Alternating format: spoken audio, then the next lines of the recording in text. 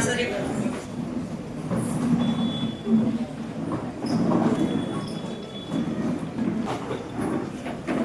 గూడెల్లి వనం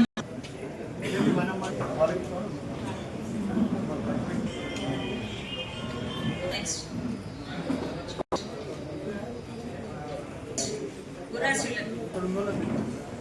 మొదటిసారి భాగ్యమ్మ చిట్టిరెడ్డి పద్మ సార్ సూరా స్వరూప్ ఎర్రోళ్ళ సులోచన భోజనం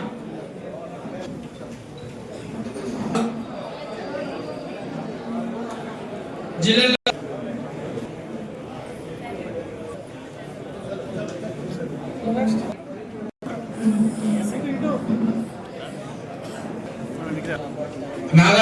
ఓకే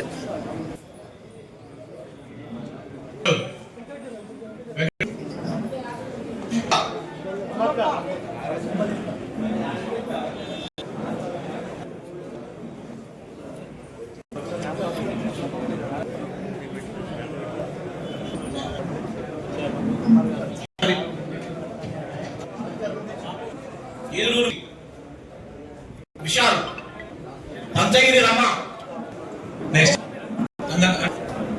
పోయిన చిన్న చిమ్మది చామది అక్కంపేట నెక్స్ట్ ఆత్మగురు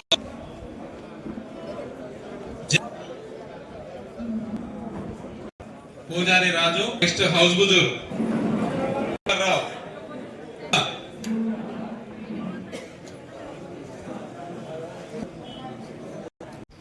మధ్యలో ఇంకొకసారి ఇచ్చే అవసరం ఉండే కానీ మనకు ఒక 15 రోజులు లేట్ అయింది. ఈరోజు మనం చూస్తే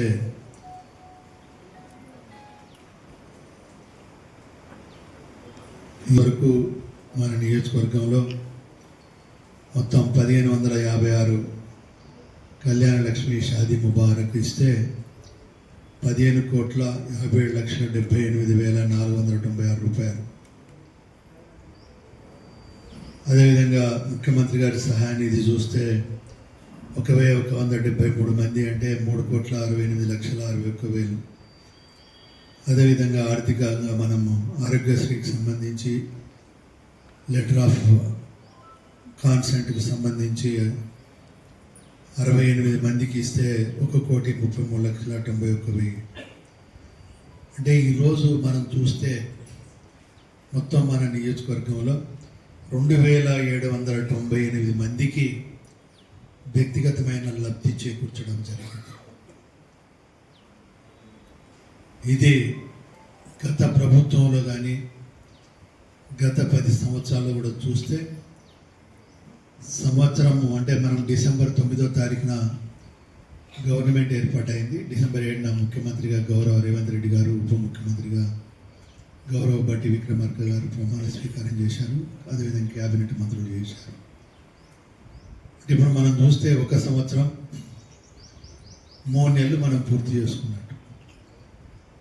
అంటే 3 నెలల్లో 2,798 మందికి వివిధ అంటే కళ్యాణ లక్ష్మి కానీ, ముఖ్యమంత్రి సహాయ నిధి కానీ, ఆరోగ్యశ్రీకి సంబంధించి మనం 2,798 మందికి ఇచ్చాం. వాళ్ళ కొందరు అడుగుతున్నారు, సార్ మా ఊరికి రోడ్డు కావాలి, మా ఊరికి పని కావాలి అని అడుగుతున్నారు. అంటే అక్కడ అవసరమే, నేను దానికి కాదనడం లేదు. వాళ్ళు అడిగింది కూడా నేను తప్పు పట్టడం లేదు.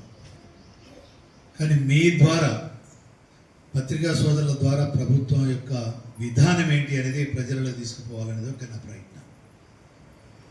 మీరు గత ప్రభుత్వం చూస్తే మిగులు బడ్జెట్ తోటి ఏర్పడ్డ రాష్ట్రాన్ని 7 లక్షల కోట్ల అప్పు భారంగా మోపడమే కాకుండా 49,000 కోట్ల బకాయిల బిల్లులతోటి కనీసం ఉద్యోగస్తులకు కూడా సక్రమంగా జీతాలు ఇవ్వలేని దౌర్భాగ్య పరిస్థితి కల్పించారు. ఇది రావడానికి కారణం ఏంటి అన్నప్పుడు ఒకసారి మనం చూస్తే అప్పు చేసి పప్పు కూడు అన్నట్టు అప్పు చేసి వాళ్ళు పోని ప్రజలకు ఉపయోగపడే విధంగా చేసినలా, ప్రజల యొక్క ఆర్థిక పరిస్థితులు అభివృద్ధి చెందడానికి చేసినలా, రైతుల యొక్క కుటుంబాలు బాగుపడడానికి చేసిందా అంటే 10 సంవత్సరాలలో మీరు ఒకసారి చూస్తే ఇచ్చిన ఏ ఒక్క వాగ్దానం నెరవేర్చలేదు. ఇల్లు అన్నారు ఇయ్యలే, మళ్ళీ 5 లక్షలకి ఇల్లు అన్నారు ఇయ్యలేదు, తర్వాత 3 లక్షలు అన్నారు. ఎన్నికల ముందు ఇచ్చి మొత్తం దగ్గర 1500 మంది మన నియోజకవర్గంలో వాళ్ళని రోడ్డు పనులు చేసిండు. అయినా వాళ్ళకు కూడా మనం న్యాయం చేయాలనే ఆలోచనలో మనం ఉన్నాం. వాళ్ళేమో మోసం చేసిండు వాళ్ళ కార్యకర్తలు, అంటే ఆ ఇచ్చిన 1500 కూడా వాళ్ళ కార్యకర్తలకే ఇచ్చుకున్నారు. అంటే సొంతంగా వాళ్ళ కార్యకర్తలు కూడా మోసం చేసుకున్నారు. ఇక రెండవది వచ్చేమో మీ అందరికీ తెలుసు, రైతు రుణమాఫీ అన్నారు, సక్రమంగా ఇవ్వకపోవటం వల్ల వడ్డీకే సరిపోలేదు. ఉద్యోగాలు అన్నారు, 10 సంవత్సరాలు తిప్పి కొడితే 30,000కు మించి ఇచ్చిన పాపాన పోలేదు. ఇవన్నీ ఎందుకు చెప్తున్నానంటే పోనీ ప్రజలకు ఇచ్చిన వాగ్దానాలు నెరవేర్చారా అని ఆలోచించాలి ప్రతి ఒక్కరు. ఇవాళ వాళ్ళు వచ్చి పెద్ద గొప్ప మాటలు మాట్లాడుతున్నారు, కానీ వాళ్ళు 10 సంవత్సరాల అధికారంలో ఉన్నప్పుడు వాళ్ళు ఇచ్చిన వాగ్దానాలు నెరవేర్చారా? 7 లక్షల కోట్లు అప్పు చేసినప్పుడు ఇల్లు ఇచ్చిందా, ఉద్యోగాలు ఇచ్చిందా, రైతులకు పెట్టలే, వాళ్ళ తీర్పు మాత్రం అట్రాసిటీ కేసులు పెట్టలే, భూ కబ్జాలు చేయలే. మనం న్యాయంగా లాస్ట్కి వస్తే ముఖ్యమంత్రి గారి సహాయ నిధి కానీ కళ్యాణ లక్ష్మి కానీ పార్టీలతో సంబంధం లేకుండా ఇస్తున్నాం మనం. గతంలో అయితే వాళ్ళు ఉన్నప్పుడు తన పార్టీ వాళ్ళైతే ఇచ్చిండు, కాంగ్రెస్ వాళ్ళు అయితే చెత్తపుత్ర పడేసింది. వాళ్ళు ఎక్కడ కూడా ఉండొచ్చు, బీజేపీ వాళ్ళు బీఆర్ఎస్ వాళ్ళు కూడా ఉండొచ్చు. దానితో మేము న్యాయంగా ఇస్తున్నాం. నేను మా వాళ్ళందరికీ కూడా చెప్పా, మనం దీంట్లో రాజకీయాలు వద్దు, బీఆర్ఎస్ వాళ్ళని ఇద్దాం, బీజేపీ వాళ్ళని ఇద్దాం. ఇంకొక అవకాశం మనకి ఎంతో అంతో ప్రభుత్వం ఒక అవకాశం ఇచ్చింది సాయం చేయడానికి అని చెప్పి ఇవాళ పార్టీలకు అతీతంగా ఇస్తున్నాం. కావాలంటే తెలుసుకోండి, మీరు మీ గ్రామాలు తెలుసుకోండి. 10 సంవత్సరాలు ఉన్నప్పుడు కాంగ్రెస్ వాళ్ళని దగ్గరికి రాయించిందో మీరు తెలుసుకోండి. కాంగ్రెస్ వాళ్ళని దగ్గర రానియకపోవడం పాటుగా తప్పుడు కేసులు పెట్టి అడగదొక్కిండు. ఇప్పటికి ఉన్నాయి కేసులు, అట్రాసిటీ కేసులు, ఏవో అంటే మొత్తం ఎన్ని తప్పుడు కేసులు ఉన్నాయి అన్ని రకాలుగా మనం ఎన్ని కేసులు పెట్టగలుగుతారో అన్ని కేసులు పెట్టి నేను కార్యకర్తలను కూడా విజ్ఞప్తి చేస్తున్నాను. 97 మందికి ఇచ్చినాం. రైతు రుణమాఫీ ఉన్నది 24,570 మందికి ఇచ్చినాం, 1,720. అంటే ప్రతిదీ లెక్క ఉన్నది మనకు. ఇవాళ మనం చూస్తే రైతు రుణమాఫీకి సంబంధించే 198,76,000 ఇచ్చినాం.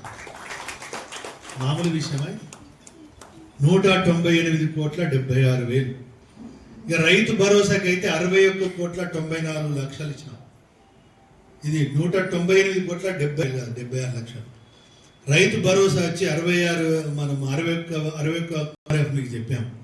డెవలప్మెంట్ అయితే ఇప్పటికే నేను అనుకోవడం దగ్గర అన్ని కలిపితే మొన్న వచ్చిన 200 కోట్లు కూడా కలుపుకుంటే దగ్గర 600 నుండి 700 కోట్లు ఇచ్చాం డెవలప్మెంట్.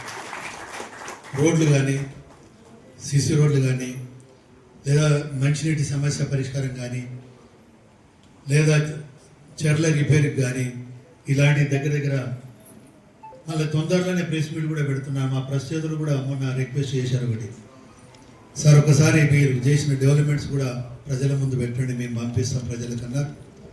తప్పకుండా తొందరలోనే ఏ వింగుకి ఎన్ని పైసలు ఖర్చు పెట్టినాం అనేది కూడా, ఏ ఊరికి కూడా ఎన్ని ఖర్చు పెట్టినాం అనేది కూడా ఇవాళ మన నాయకులకు ఇచ్చి పంపించాం.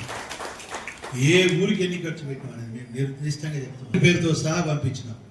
అది మా నిబద్ధత అని చెప్పి తెలియజేసుకుంటూ, మరి నూతనంగా పెళ్లి చేసుకున్న పిల్లలకు నా యొక్క ఆశీస్సులు అందిస్తూ, ఆ దేవుణ్ణి కూడా పిల్ల పాపలతోటి సుఖ సంతోషాలతో ఉండే విధంగా, వాళ్ళ కుటుంబాలు అభివృద్ధి చెందే విధంగా ఆ దేవుడిని కూడా ఆశీర్వదించాలని చెప్పి కోరుకుంటూ, అదేవిధంగా ముఖ్యమంత్రి గారి సహాయ నిధి తీసుకుంటున్న వారికి కూడా మంచి ఆయురారోగ్యాలు ఇవ్వాలి అని చెప్పి భగవంతుని కోరుకుంటూ సెలవు తీసుకుంటున్నాను.